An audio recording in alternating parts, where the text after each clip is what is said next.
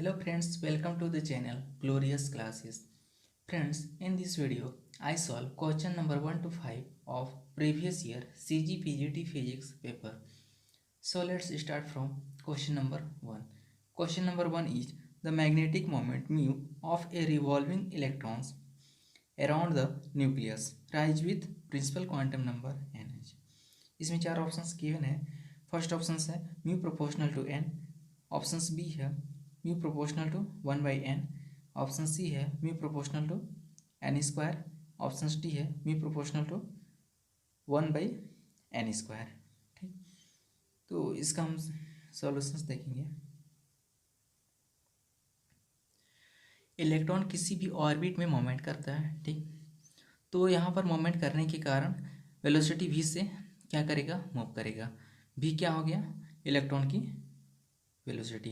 ठीक, किसी भी न्यूक्लियस में जो इलेक्ट्रॉन है उसके ऑर्बिट में मूव करेगा. तो एक रिवॉल्यूशंस के लिए एक टाइम पीरियड में मूव करेगा. तो टाइम पीरियड क्या होगा, t होगा, जिसको हम लोग क्या बोलेंगे, time of one revolutions. Time of one revolutions मतलब एक बार रिवॉल्व करने के लिए जो टाइम लगेगा उसको हम लोग क्या बोलेंगे, टाइम पीरियड टी बोलेंगे. ठीक, तो इस इलेक्ट्रॉन के लिए magnetic moment mu equal to, यहाँ पर इलेक्ट्रॉन क्या है, एक ऑर्बिट में मूव कर रहा है. ठीक, इसलिए magnetic moment mu equal to I into A हो जाएगा. ठीक, आई क्या है, यहाँ पर करंट है, और जो ए है वो क्या है कि एरिया है. Okay, let us take the radius of this orbit is R. ठीक, यहाँ पर इलेक्ट्रॉन जो है रिवॉल्व कर रहे हैं. ठीक, तो रेडियस आर पर सर्कुलर लूप में क्या है कि रिवॉल्व कर रहा है. तो हम लोग यहाँ पे रेडियस को आर कंसिडर किए हैं. ठीक, तो यहाँ पर एरिया जो हो जाएगा वो क्या होगा, area A equal to pi R square. ठीक, पाई आर स्क्वायर हो गया. और मैग्नेटिक मोमेंट के लिए करंट क्या हो जाएगा, charge per unit time. Current की वैल्यू क्या होगी चार्ज पर यूनिट टाइम होती है. ठीक, यहाँ पर इलेक्ट्रॉन का जो चार्ज हो जाएगा वो क्या होगा कि ई हो जाएगा. ठीक, इलेक्ट्रॉन का चार्ज ई हो जाएगा पर यूनिट टाइम, मतलब वन रिवॉल्यूशंस के लिए टी टाइम पीरियड में मूव कर रहा है. ये क्या है हमारे पास, टी टाइम पीरियड में क्या हो जाएगा, ई अपॉन टी. ठीक, ई अपॉन टी हो जाएगा. अब मैग्नेटिक मोमेंट में इसकी वैल्यू अगर हम लोग रख देते हैं तो magnetic moment mu equal to E upon R into pi R square हो जाएगा. ठीक, अब टाइम पीरियड देखेंगे तो time period T equal to क्या होगा, क्या होता है, डिस्टेंस अपॉन स्पीड होता है. तो डिस्टेंस अपॉन स्पीड होता है तो time period T equal to 2πr upon v. जो 2πr है वो क्या है, पेरीमीटर ऑफ सर्कल का पेरीमीटर है. ठीक, तो यहाँ पे magnetic moment mu equal to हो जाएगा E upon 2πr upon v into pi R square. तो यहाँ से पाई और आर कैंसिल होगा. तो magnetic moment mu equal to क्या आ जाएगा, ई वी आर अपॉन 2. ठीक, अब हम जानते हैं angular momentum L equal to क्या होता है, एम वी आर. ठीक, जो यहाँ पे एम क्या है कि मास ऑफ इलेक्ट्रॉन. ठीक, और एंगुलर मोमेंटम को एल से रिप्रेजेंट करते हैं.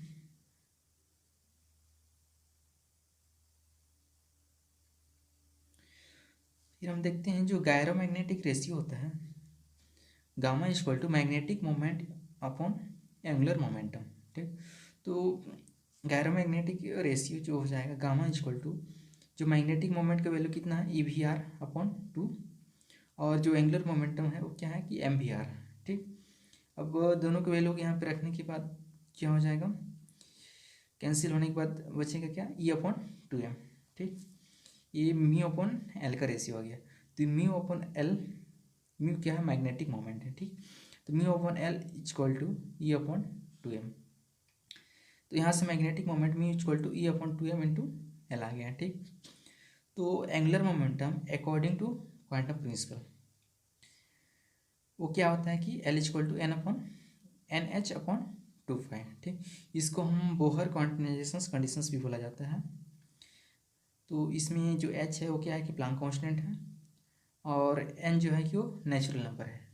Natural number means 1 2 3। ठीक, तो मीन्स यहाँ पे जो हमारा ऑर्बिट है वो फर्स्ट ऑर्बिट है, सेकेंड ऑर्बिट है या थर्ड ऑर्बिट है, उसके लिए वो नेचुरल नंबर थी। अब इस एल के वैल्यू को मैग्नेटिक मोमेंट में पुट करने पर क्या हो जाएगा,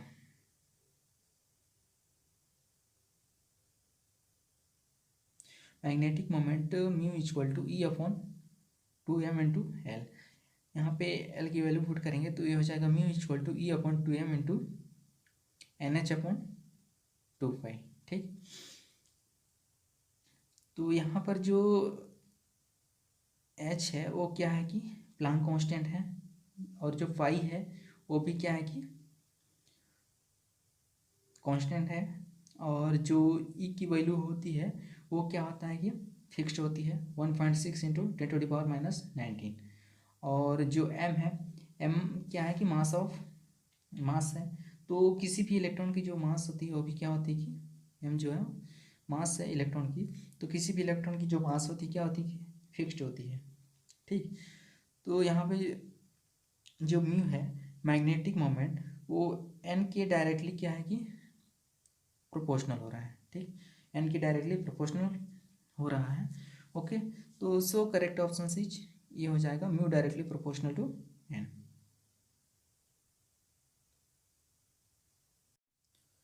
question number second is the bit rate of a signal which has a sampling rate of 8 kHz and where 16 quantisation level are used is.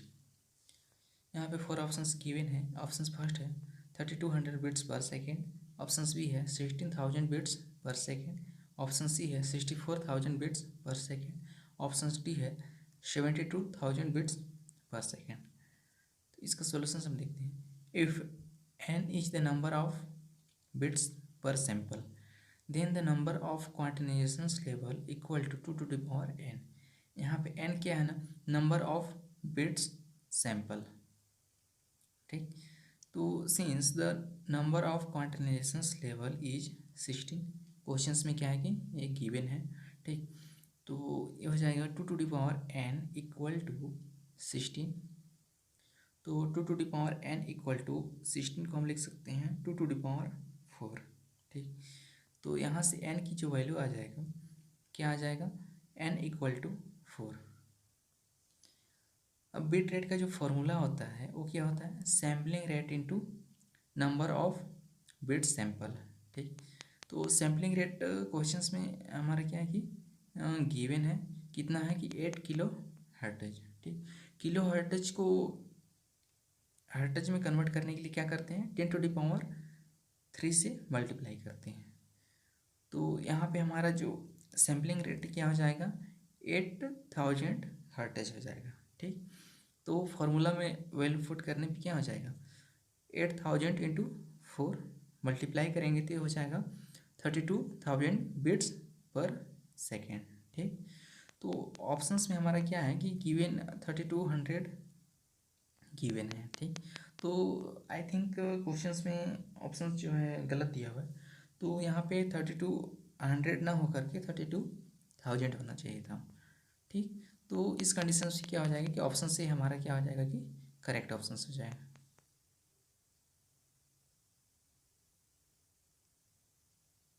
Question number third is a neutron with velocity v strike a stationary deuterium atom, its kinetic energy changes by a factor of। 4 options given है। Option A है 15/16, option B है 1/2, option C है 2/1, option D है none of the एबो। इसका हम solution देखते हैं।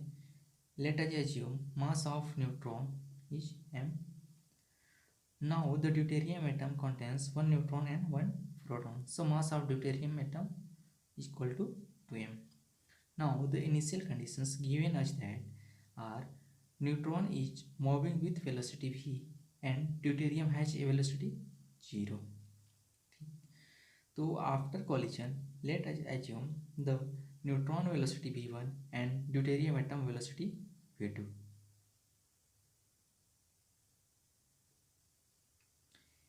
In elastic collision, both momentum and kinetic energy are conserved. तो let us first conserving momentum. ठीक, तो initial momentum equal to final momentum. ठीक, तो initial momentum is mv which is equal to final momentum mv1 plus 2mv2. Solving this further we get तो v equal to v1 plus 2v2. This is our first equation. ठीक, now equating energy तो half mv square is equal to half mv1 square plus half 2mv2 square. तो solving this further v square equal to v1 square plus 2v2 square. This is our second equations. By solving equations first and second we get तो v1 equal to minus v by 3. ठीक, now for neutron atoms change in energy which is equal to तो kinetic energy initial minus kinetic energy final equal to half mv square kinetic energy initial and kinetic energy final minus half m into minus v by 3 square.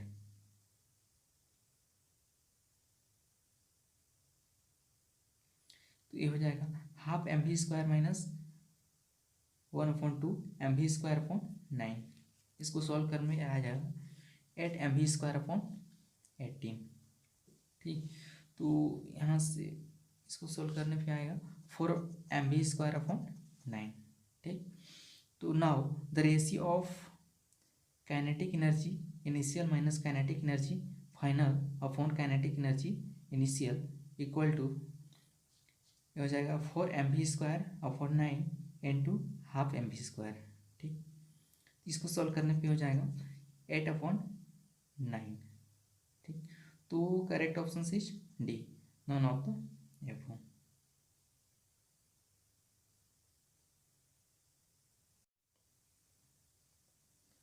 Question number 4 is the binding energy per nucleon in lithium-7 and helium-4 nuclei are respectively 5.60 mega electron volt and 7.06 mega electron volt.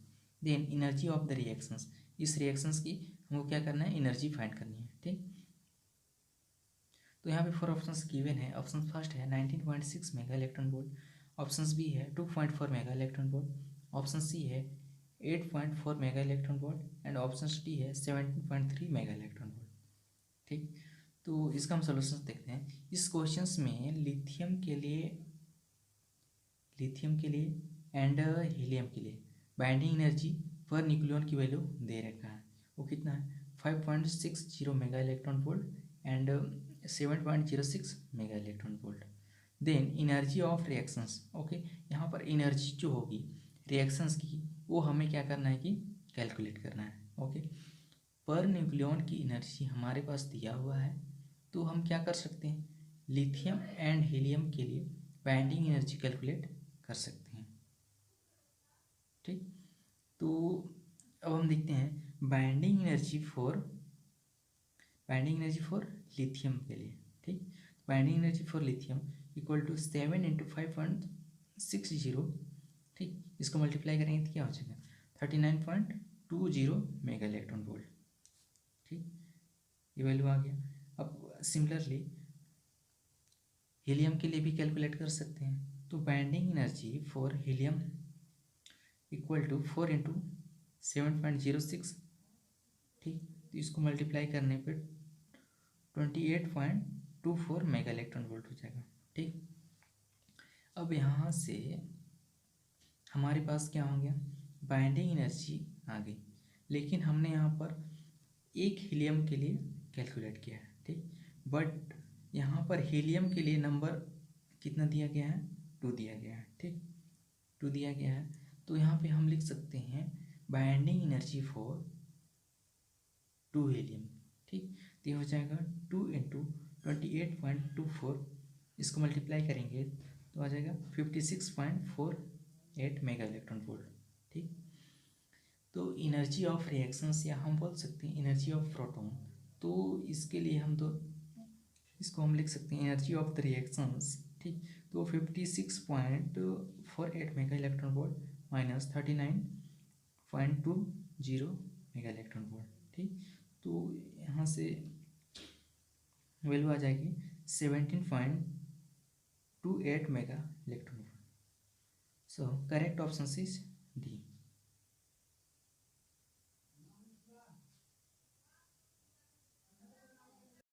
Question number 5 is the diagram of a logic circuit is given below. The output f of the circuit is given by. हमारे पास एक combined circuit given है, ठीक। इसमें हमको यह find out करना है कि f का वैल्यू फाइंड आउटपुट f का वैल्यू फाइंड करना है, ठीक। इसमें 4 ऑप्शंस गिवन है, तो देखना है कौन सा ऑप्शन करेक्ट होगा, ठीक। तो हमारे पास ये कौन सा गेट है, और गेट है, ए भी कौन सा गेट है, और गेट है, ठीक। ये वाला गेट कौन सा एंड गेट है, ठीक। तो अब हम इसका सॉल्यूशंस देखते हैं। Given that W and X are input of OR gate, so the output will be W और X। यहाँ पे W प्लस X नहीं पढ़ा जाता है, W और X पढ़ा जाता है, ठीक। Given that W and Y are input of OR gate, so the output will be W और Y, ठीक। Now W plus X and W plus Y are input for AND gate. जो W plus X है and W plus Y है वो and gate के लिए क्या है कि इनपुट का काम कर रहे हैं, ठीक। So the output F equal to क्या हो जाएगा W plus X dot W plus Y, ठीक। तो F equal to W dot W plus W dot Y plus X dot W plus X dot Y।